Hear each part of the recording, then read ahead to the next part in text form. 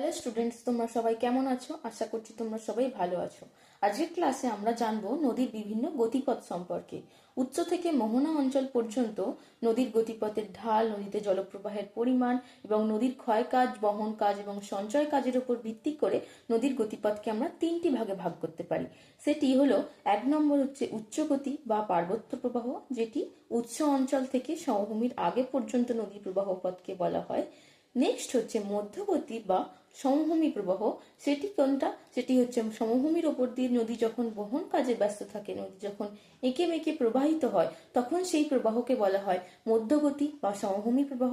Next অর্থাৎ third point হচ্ছে নিম্নগতি বা বদ্বীপ প্রবাহ, অর্থাৎ মোহনা অঞ্চলের কাছে যখন নদী পৌঁছে যায়, যখন সাগরে গিয়ে নদী মেশে, তখন সেখানে বদ্বীপ সৃষ্টি করে, খাঁড়ি সৃষ্টি করে। সেই সময় নদী প্রধানত সঞ্চয় কাজের দিকে ব্যস্ত থাকে।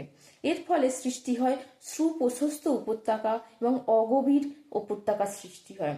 এর ফলে আমরা দেখতে পাই এখানে বদ্বীপ সৃষ্টি হয়, খাঁড়ি সৃষ্টি হয়। তাহলে আজকে আমরা জানলাম নদীর তিনটি গতিপথ সম্পর্কে।